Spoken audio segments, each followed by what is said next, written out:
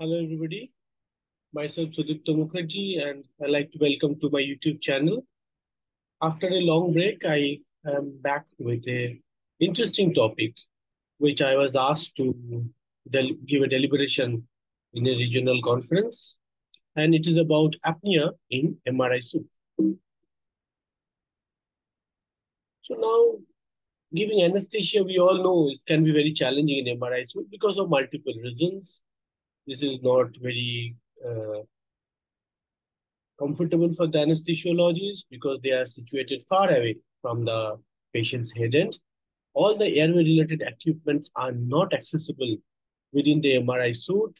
And on the other hand, patients are requiring very deep sedation, making them at high risk for loss of airway and hemodynamic stability.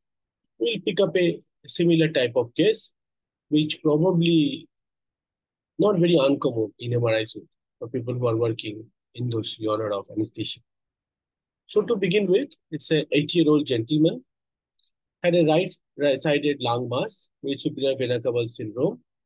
Now, for over last few weeks, the patient had a progressive shortness of breath. He is not able to lie down flat. Now, this time he's presented to the ear with an altered sensorium along with restlessness. So the oncologist thought there may be a cerebral metastasis leading to maybe a seizure or something. So they decide to do an MR brain to rule out meds. And the anesthesia on call was called for NORA or non-operative room anesthesia. So this is a very standard practice. They start with some bolus drug followed by an infusion. Patient was positioned properly into the MRI suite. Multi-channel monitors were connected like ECG, SpO2 and NIBP. Patient was on supplemental oxygen and he was maintaining saturation of 100% to begin with 3 to 4 liter of oxygen. Around 30 minutes after the patient initiation of MRI, the patient has started desaturating. Apparently, he was looking that he's hyperventilating and eventually he is not breathing at all. Now, what next? How the anesthesiologist can approach this situation to rescue this patient from this acute crisis? We need to remember that we should go back to the basis of ABC, and regarding airway breathing circulation, I think anesthesiologists are the best person in the whole medical fraternity. So we start with an increase in the supplemental oxygen to deliver as much oxygen as possible. Here, it is not the skill which are challenging, but the availability of the equipments within the MRI suite or around the MRI suite is a challenge. Can you put an airway within the MRI suite? Can you use bag mask? Can you put an LMA? Or can you intubate? These are the questions that will come in the mind of anesthesiologists while handling patients around the MRI console. And to be honest, is it an unanticipated complication? In my opinion, probably not. Because whenever you are giving anesthesia, deep sedation to patients in MRI suite to prevent any kind of movement, there is a good possibility that it will cause respiratory suppression and hemodynamic instability and leading to different kinds of cardiorespiratory complications. So we should have a written hospital protocol in terms of the interventions and also how to rescue this patient. What will be the pathway, whom to involve and all those things. And a proper consent should be taken explaining all the pros and cons of the procedure and related risk. Because it's happening in the radiology suite, so while setting up the system there, we have to be in partnering with the radiology department. We have to identify a zone of resuscitation. It may not be possible to make it within the zone 4 or that within the MRI console. It's usually just outside the MRI console where the radiomagnetic effect is not present. We have to keep airway and emergency card available, have to keep monitor them regularly, and it is the responsibility of the anesthesiologist who is handling patients in the MRI suite. Even though the anesthesiologist is very well trained in management of airway and circulation, it is better to activate a code because in acute condition, one person may not be good enough. So we should have a dedicated code to rescue these patients when there is a crisis in MRI suite. Now, just to understand the different areas around the MRI console, because all the equipments, all the interventions may not be possible in every zone. So it is usually divided into 4 zones or 4 safety zones, we called.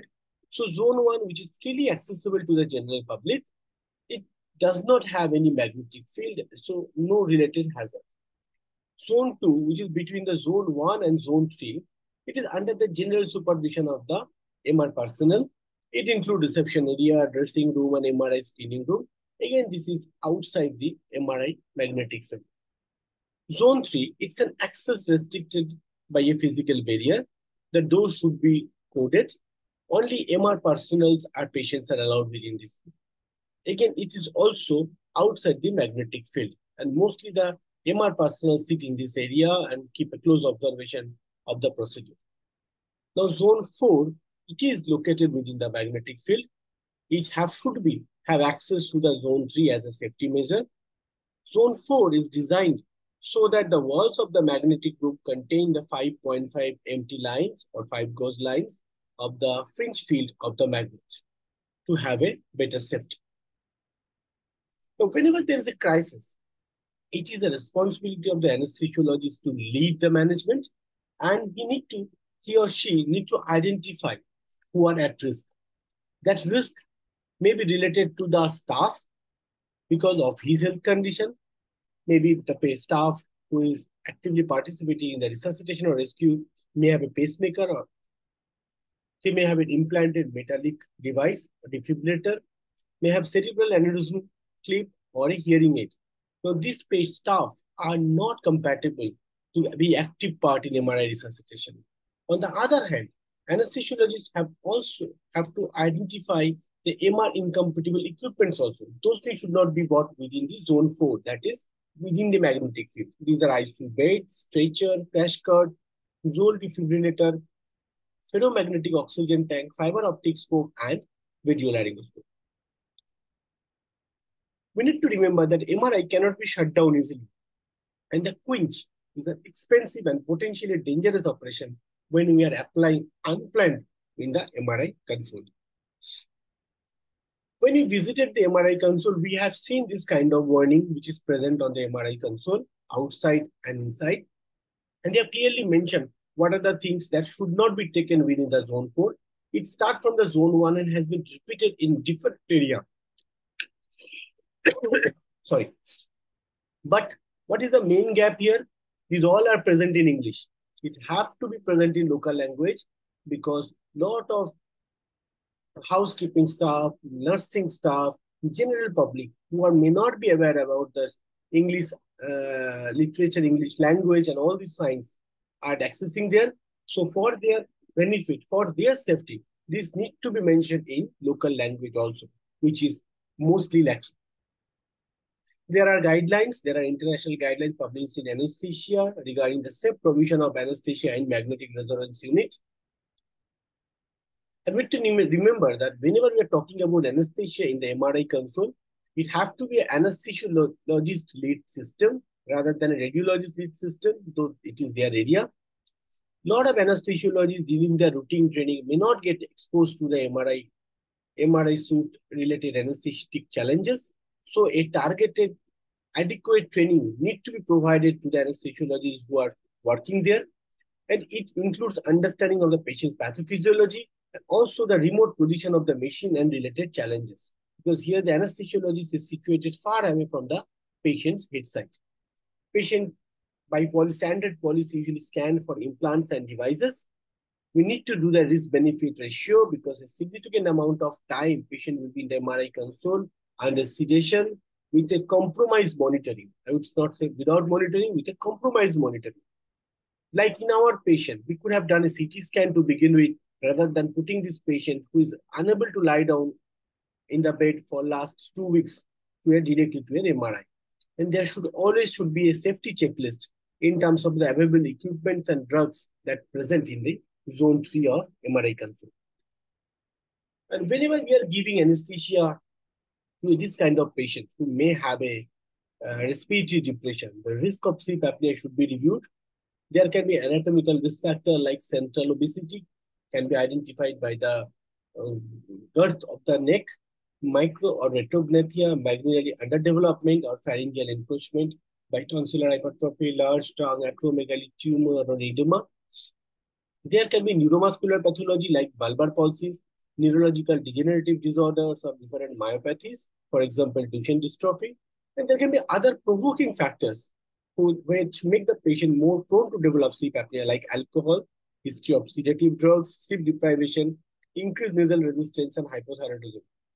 If the patient has evidence of obstructive sleep apnea, it is reasonable to investigate, even in presence of risk factor, whether it is truly present or not, because they are very high risk to develop sleep apnea during under anesthesia. Now, there is a significant difference in terms of clinical feature between adult and child with OSA.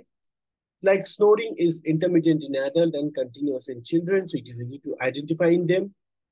Mouth breathing is more common in children, but obesity and daytime insomnolence, hypersomnolence is more common in adults. There is a significant gender preponderance for male in adults.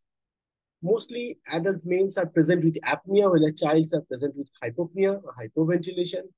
Arousal is common in adults and not in children. And the treatment for adults mostly is a requirement of CPAP, but in children, because it's mostly the surgical intervention of the tonsil and adenoid, which is the main cause of this obstructive apnea. And also, we can use some questionnaire to identify the at-risk patient. This is called stop bank. So the questions we can ask that: do you snore loudly? Do you often feel tired, fatigue, and sleep during daytime because of inadequate or interrupted sleep? Has anyone observed that you stop breathing during your sleep? This patient sometimes stop breathing during sleep, then gradually there's a building up of CO2 and then suddenly start breathing again. And this is a cycle which keeps on repeating. And also, do they have any history of or any evidence of high blood pressure? And band are the clinical features like BMI more than 35, age more than 50, neck circumference more than 40 centimeter or 60 inch, and males. And the total score will put more than 5 to 8 of total score will make it high risk. Intermediate risk 3 to 4 and low risk is 2 or less. So what are the goals of NORA or anesthesia in MRI suit? So anesthesiologists have to guard the patient's safety and welfare. That is of prime importance. Along with that, he or she have to minimize the physical discomfort of pain related to a prolonged immobility in a certain posture. You have to control anxiety. You have to maximize the potential of amnesia so that he or she does not have any bad memory. And along with that, we have to control the behavior and movement for the betterment of the MRI picture. Because even with the minimum movement, quality of the MRI picture will be very poor. So it is better to have a very appropriate or optimal anesthetic plan. A careful preoperative sedative pre-sedation evaluation is needed. Appropriate fasting as per standard protocol of an elective procedure. We should have a focused airway examination to begin with, so that if there is a crisis, we know how to approach, and we can use Lemon score as a basic evaluation tool, and bones and more to evaluate whether we can ventilate this patient with a bag mask or not. Appropriate level of physiological monitoring is needed, and along with availability of all the equipments of emergency airway management should be available just outside the MRI console in the zone 3. We should secure a optimal venous access, and for crisis, we should identify veins that can be easily cannulated in difficult time. Even with all these things, there are add-on challenges like from patient to patient, from MRIs to MRI consoles, there are considerable variation in the physical layout of the console. Patients in type from case to case, there may be need for difference in sedation and type of MRI procedure and the sedation service that the hospital provides. In terms of the anesthetic drugs, most important is the principle that we need a deep sedation to minimize the movement, to have a better image sequencing. It can be long as 2 hours. Standard practice is TIVA, propofol-based anesthetic practice. And the target will be to achieve an effective sedation, easy titration of those sedation drugs, and shorter recovery time. That can be achieved with a propofol. Propofol was associated with a shorter ready-to-scan and discharge time compared to chloral hydrate and phenobarbital in pediatric patients. And when it also have shown a reasonable safety data when it has been evaluated in around 250 pediatric patients, this rarely associated with unanticipated complications, that is less than 1%. These are the patients who definitely need anesthesia during MRI, like children and infants with neurological disease, vascular malformation, and oncological tumor growth. which need a detailed evaluation of the brain. Children and adults with learning disorder, very difficult for them to lie down flat for longer duration. Patient with severe movement disorder, patient whose positions are limited by pain, claustrophobic patients, patients who are in ICU and ventilated or have severe respiratory symptoms. In certain patients may undergo stereotactic neurosurgical procedures and they need anesthesia during the procedures, and patient who is having surgery with intraoperative MRI. Early diagnosis and identification of the crisis or critical condition is very important. So close monitoring is an important aspect. The basic monitors or multi-para monitors that we are using, ECG is one of the component, 12-bit ECG that we use. But in MRI suite, they are prone to interference from current induction in the leads, resulting in spikes on the ECG trace and T wave amplitude and ST segment changes. And sometimes it can mimic arrhythmias and morphological changes in ECG. We need to be very cautious about it and need to be aware that this kind of changes can happen while the MRI is ongoing. So usually high impedance, braided, short lead MRI electrodes are used. They usually use fiber optic cable and transmit the ECG signal by means of light rather than electrical current. So the artifact of interference is much less or insignificant. We should use pulse oximeter as a standard of care whenever we are giving sedation. Better to have fiber optic probe connection because others have reported to have complaint of severe burn. For NIBP, nylon connections are better than ferrous because it doesn't have interference. When patients have an invasive arterial line, they usually have a long pressure line because these monitors and everything is outside the MRI, so leading to a underdamping sometimes, or hyperresonating. Same for ETCO2. They need a long sampling lines, making them little more erroneous. Whenever we are choosing MRI compatible equipment, three terms will come into picture: MR safe, MR conditional, and MR unsafe. Now, MR safe and MR unsafe are very clear to understand that MR safe should be used, MR unsafe cannot be used within the MRI console. MR conditional is a little tricky. Conditional has different criteria from MRI to MRI, machine to machine, and it can be adjusted accordingly. So the criteria are limited to static field strength, spatial gradient, rate of change of magnetic field, RF field, and specific absorption rate and configuration of the equipment. So whatever the equipments we are using around the MRI console should be adjusted to make it MR conditional. We need to remember that, and that can be done with some modifications. So what are the equipments, airway equipments, and when to keep it? Airway equipments should be immediately available in the zone 3 just outside the MR console. They should all be MR conditional, as I already mentioned. Like plastic oropharyngeal airway and bag mask ventilation can be used immediately when the patient is having a hypoventilation and maybe loss of airway. You can use laryngeal mask airway endotracheal tube also. This LMA endotracheal tube bag mask, they have ferromagnetic material within the pilot balloon or within the spring. But usually you can consider them MR conditional because they will not cause any harm to the patient. But if you do an MR image with these things, they may cause artifact and affect image quality. But overall, they are safe for the patient perspective. Besides, single-use and reusable MR conditional laryngoscope blades are also available. But usually the standard practice is to rescue those patients with an airway, ambu them and shift them to the zone 3, that is outside the MR console, and proceed with the resuscitation. And after the acute care management are reasonably standard like in any ABC. And you have to ensure the airway, you have to ventilate them adequately, maintain oxygenation, and maintain hemodynamics. We need to shift this patient to a monitored bed for close monitoring. We have to revisit the history and clinical record. If the whole event is very much anticipated, we have to review our evaluation that what we have missed. Because of hypoventilation, they may have basal atelectasis and maybe retaining CO2. So positive pressure ventilation is very important, at least with a non-invasive ventilation. We have to document our findings so that in future, even this patient undergoes similar events or any other kinds of non-operative anesthesia or any monitor anesthetic care, the anesthesiologist should be very aware that he is high risk for developing hypoventilation syndrome or apnea. And detailed workup of sleep apnea should have been done in this type of patients. So to conclude, giving anesthesia around an MR console can be really challenging because of multiple reasons I have discussed. On one hand, patients are requiring deep sedation without any movement for better quality of the MRI picture. On the other hand, anesthesiologists are usually posted outside the MR console, away from the patient, and their access to the patient's airway, which is the bread and butter for anesthesiologists, got limited. They also need to monitor the patients without any physical touch, which again is a very standard of care in anesthesia. So we need to remember all those challenges related to the anesthesia and have to have a clear-cut plan how to rescue this patient if there is a crisis. By this, I'd like to conclude my presentation. Thank you.